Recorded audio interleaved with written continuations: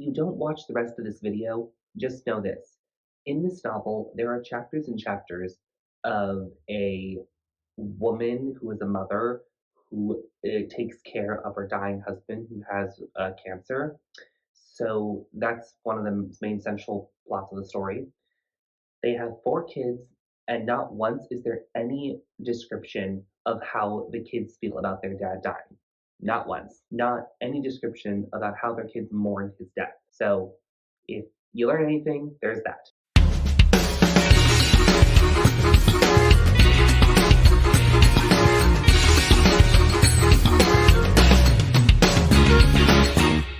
Shalom, shalom. So, my voice sounds strange. I'm battling a really bad cold.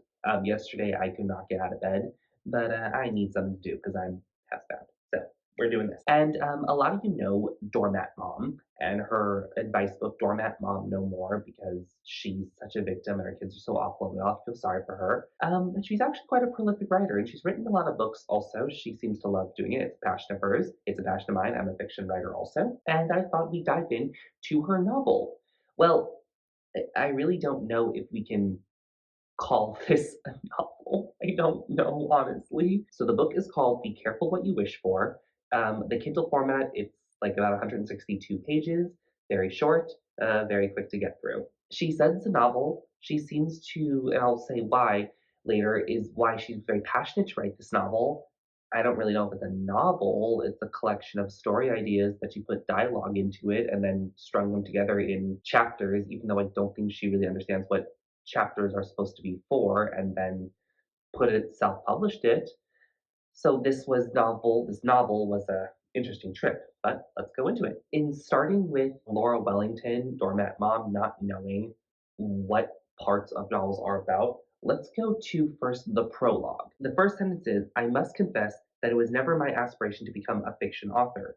That being said, that's not the characters talking. That's her talking, which means this isn't a prologue. This is an introduction because a prologue is part of the story. It's the like setting to the story.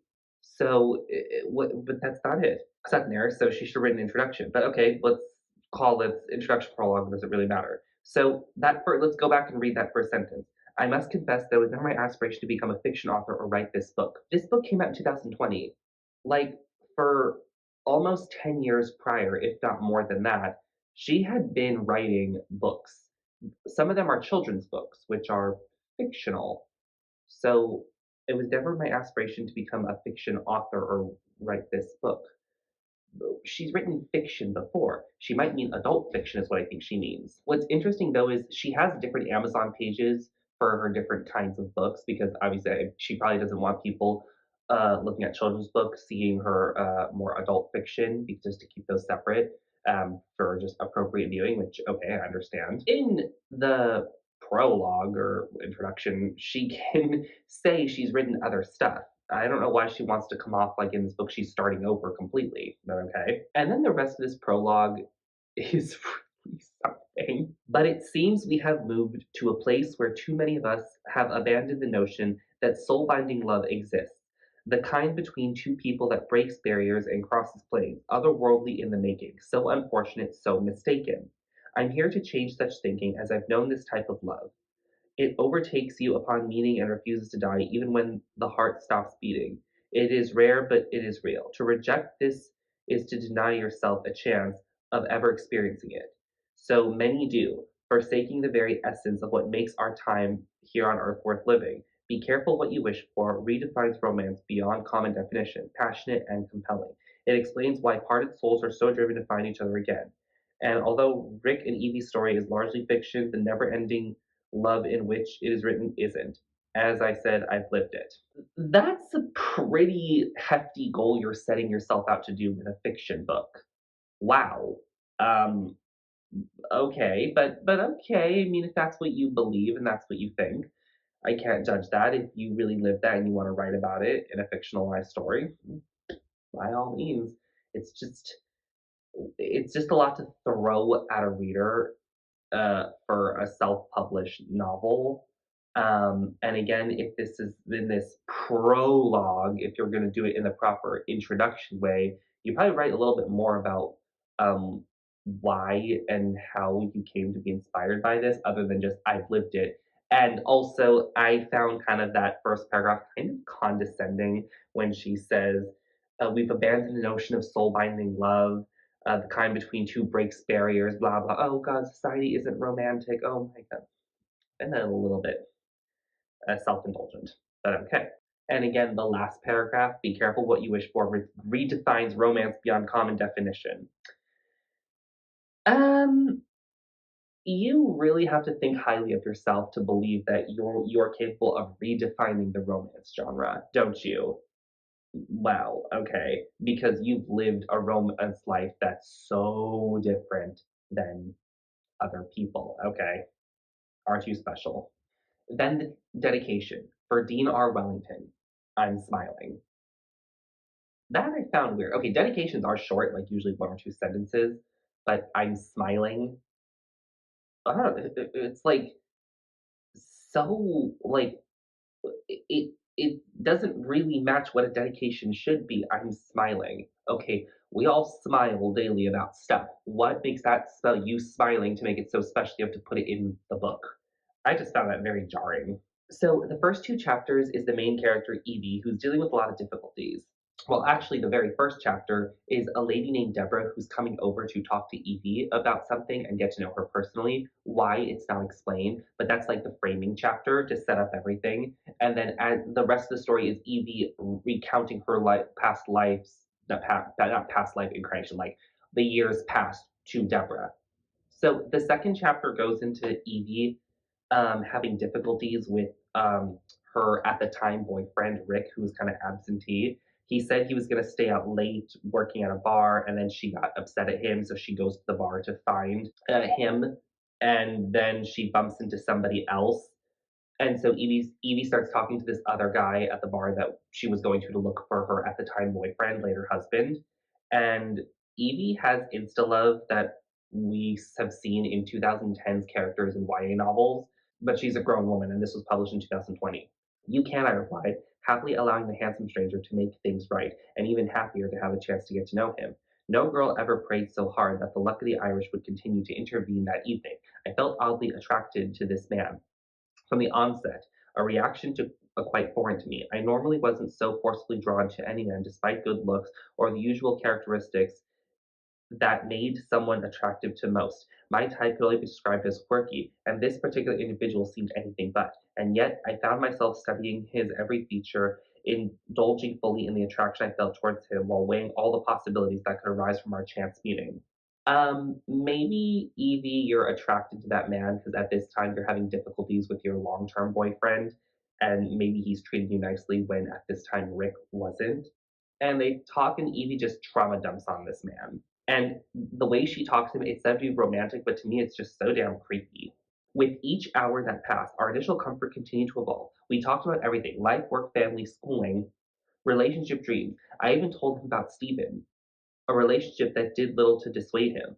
Like me, he was completely absorbed, and he wasn't about to let something as trivial as a worn out relationship get in the way. Doing all that, I could keep my composure. I began to suspect that I might have unknowingly walked head first, or should I say back first, into my destiny that night. There's something interesting there. She said my relationship with Steven, but in the book, she's talking to Steven. So for a little while in the book, there is kind of a back and forth between her longtime boyfriend Rick and Steven, the guy she runs into.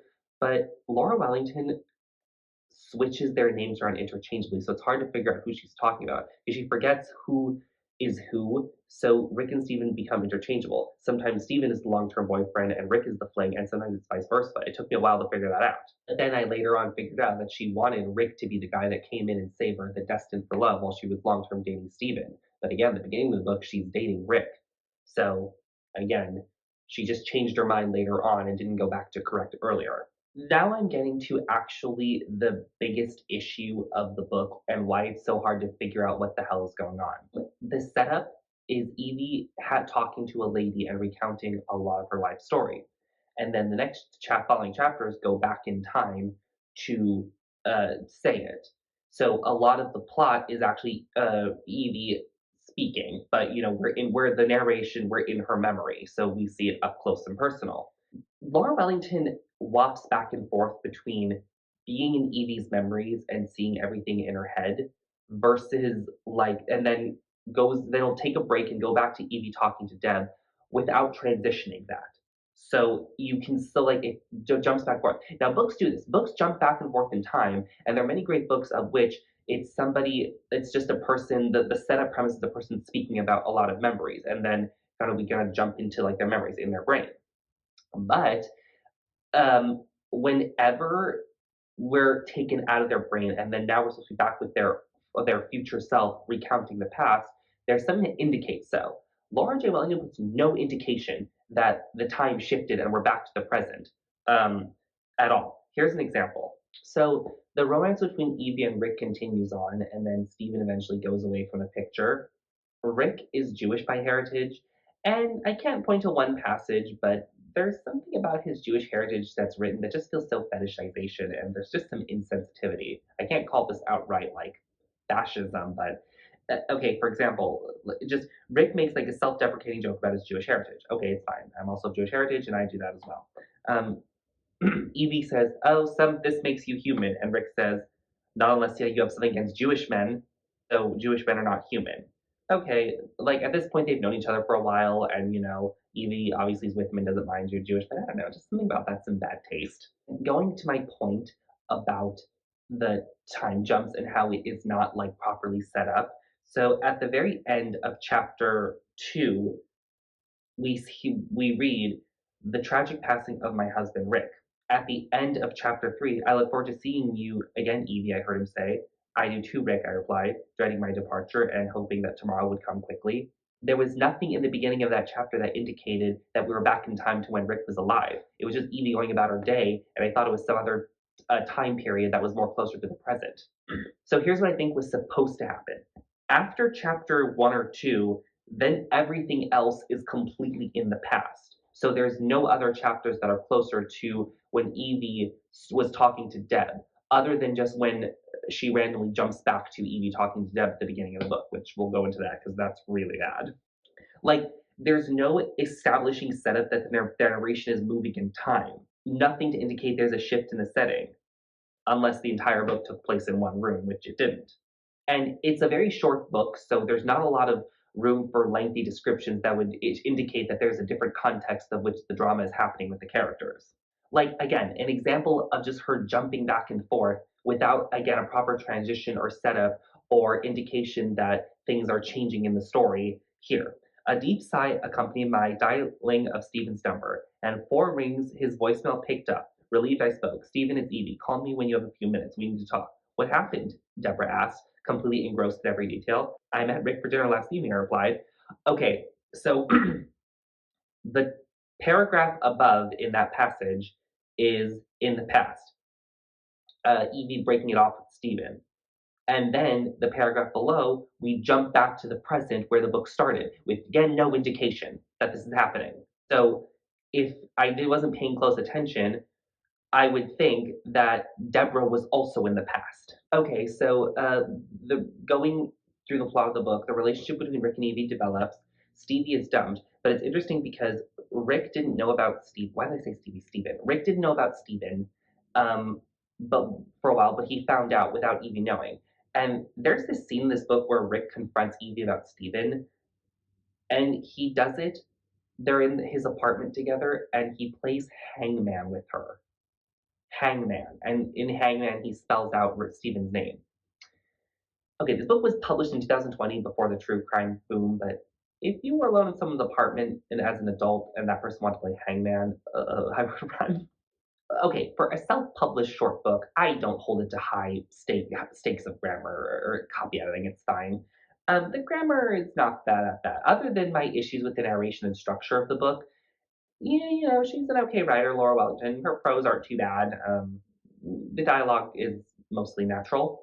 But then there are some times where I'm like, again, it's clear she just kind of put out her thoughts and didn't go back and look at it at all. It's really bad sometimes. For example, This wasn't a conversation I was prepared to have with Rick's sister, especially since Rick and I had yet to fully discuss it ourselves, or discuss it all for that matter. That's not a wrong sentence, but it's not very good. And again, a lot of thoughts are crammed into one, and there should be more before and after to help contextualize it. But the book kind of just breezes through the years because it's short. But then there's also a few story choices where I just wonder what was Laura Wellington thinking behind the motivations of the character? Because sometimes our characters, they're just, I don't know, weird people who say weird stuff. In any event, I thought you might like to know, Rachel continues. So if you're going to break his heart, do it before he asks you, will you please? Rick's been there more like a father to me than an older brother. I'm sure he filled you in on our childhood home and when Pop left us when we were young. But Rick was always there for me, and now he wants to be the same for you. So if you plan to hurt him, do it now. He is too good a person and doesn't deserve to be hurt, not in the least. Thinking back to the conversations between Rick and me about his childhood, he had shared a few stories about how, when his father left, but never once he indicated how painfully this really had actually been for him, or all of them, it seems. I knew he didn't like to talk much about it beyond divulging that a heated argument over dinner one evening between his mother and father turned into a slap across the face. The next morning, his father was gone. Rick wouldn't see him again until 9 years later when Rick was 18 years old. Okay, so what was going on there is Rick's sister Rachel knows that Rick wants to propose to Evie, but Rachel is afraid Evie will turn him down. So Rachel says, if you want to break up with Rick, do it now before he proposes to you because of the trauma of our father abandoning us. It would really be hard on him. Why would Rachel suspect Evie wants to break up with Rick? That's never said. And I mean, I think by now, if they're getting close to marriage, Evie would know about all this stuff about how traumatized Rick is and would have taken that in consideration when staying with him. I'm like, that is just such a weird thing for a future sister in law to do. And come on, Rachel spilling the secret of Rick wanting to propose, that's bad. But don't worry, because Evie had a similar childhood because her dad died. So she understands, and okay, they're bonded. That's like the fate of Bond and love like no other. They have similar traumas. Okay, a lot of the conversations happen. Well, some of them, but not all. Like little schoolgirls telling secrets at sleepovers. So at the engagement party, Rick wants to build his own company, and his absentee dad, Baron, yes, his name is Baron, is a mogul. Baron is willing to help, but Evie has to sign a prenup, and Evie says no, and that she's going to help her husband build the company. And believe it or not, Laura Wellington's time jump gets lazier. I hugged him tightly back, feeling a bit more settled. I apologized for questioning him. Rick understood and assured me that his father would rethink the entire matter and all would be forgotten by tomorrow. Unfortunately, that wasn't exactly what happened either, I said to Deborah. So, see, we just jumped back to talking to Deborah again in the next paragraph from and just going right into dialogue of her talking to Deborah without indicating that we've gone out of the memories. And again, when you jump right into dialogue happening at a different time period than the previous setup description, then how are we supposed to know that now a different conversation is taking place than what was previously we're reading about? There's nothing like Evie paused to say to Deborah, or Deborah stopped Evie to ask, or Deborah interrupted, or Evie stopped and looked at Deborah. So, nothing like that. And then Laura Wellington just gets lazier and lazier. After the engagement, the pace just picks up and breezes by very quickly.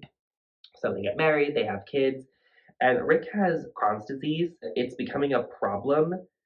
So they visit his doctor, whose name is Dr. Cron. This is like not ironic or anything. It's not like ironically his name's Dr. Kron. It's not something the characters point out. It's just like his name's Dr. Kron. Come on. Come on. Picking characters' names is the most fun part about writing a novel. That's the easiest fun part. You couldn't even do that, not even a variety. So Rick's medical issues worsen and he has cancer, and this is the most insensitive way I've ever seen a fiction book handle cancer. We find out the following day that Rick indeed had two cancers at the same time. It was confirmed. We would eventually learn that the first of the two had been growing inside him for at least 8 years already. So Memorial Sloan Kettering believed. The onset of the second cancer was a bit hard to determine. Treating both simultaneously required nothing less than a genius if Rick had any hope of surviving.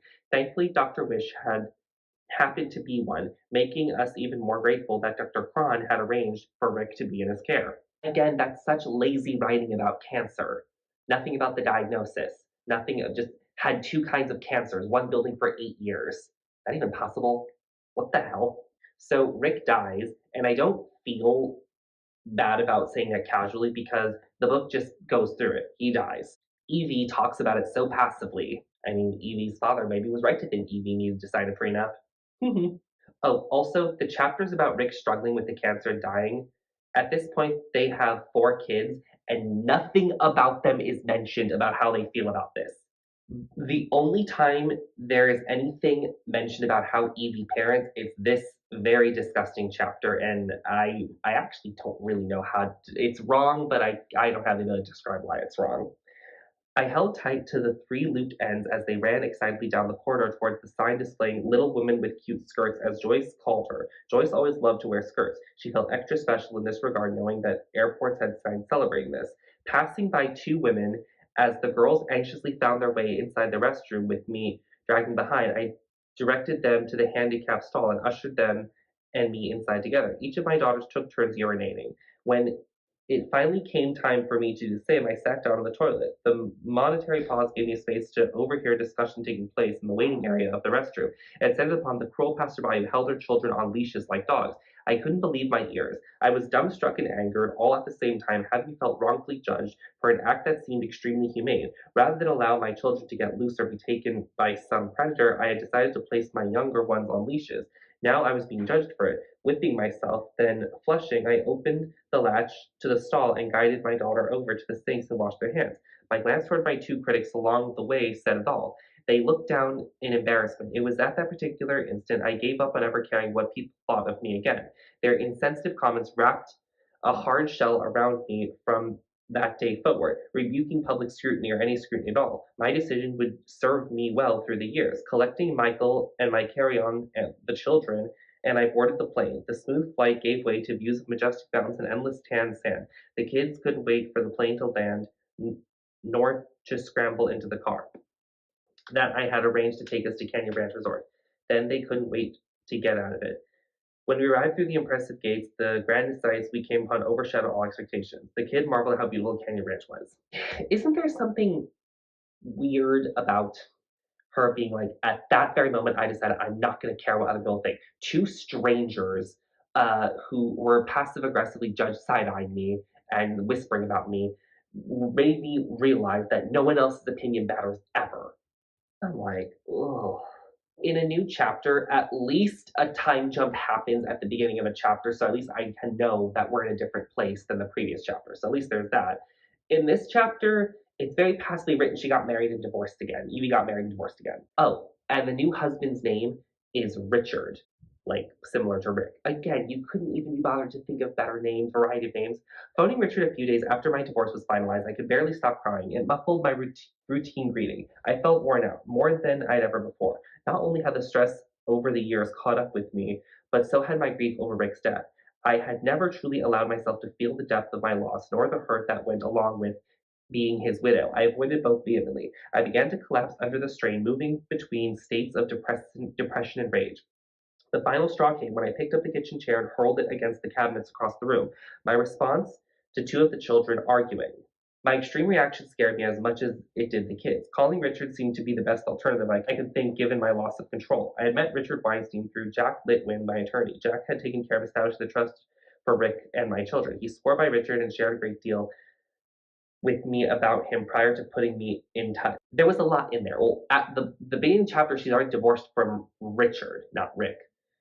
And then casually she says that at one point she had an extreme reaction. She threw a chair at a cabinet and then felt so guilty she called Richard. You get a new boyfriend because you are introduced to him through the lawyer handling your late husband's estate. Then you have such a nasty outburst with your kid that turns physical, and then you first thing you do is you contact that boyfriend to help you.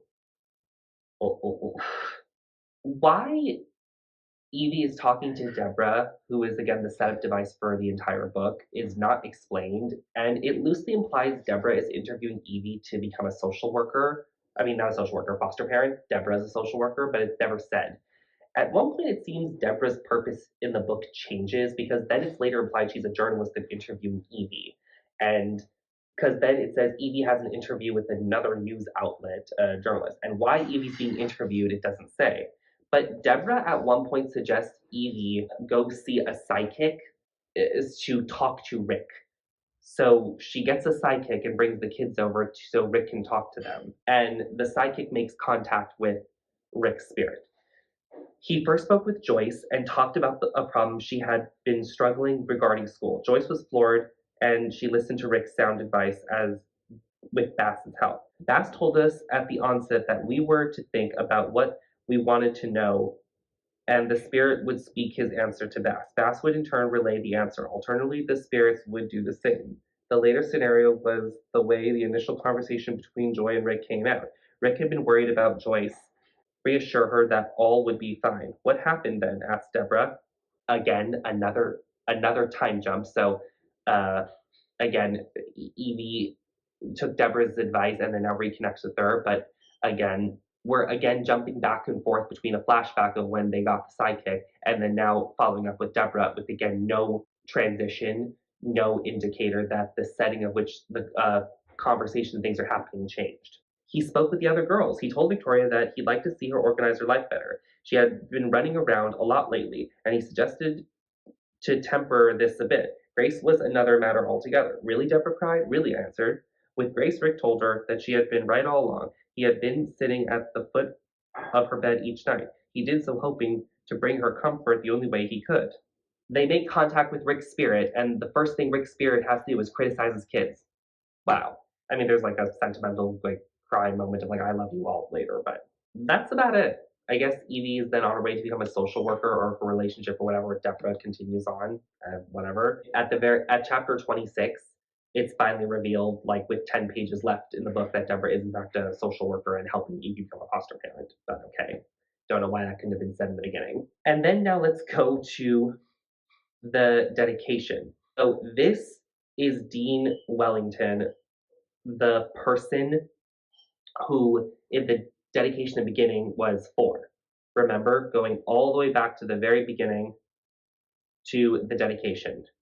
For Dean R. Wellington, I'm smiling. That's all your late husband gets. I'm smiling. That's it.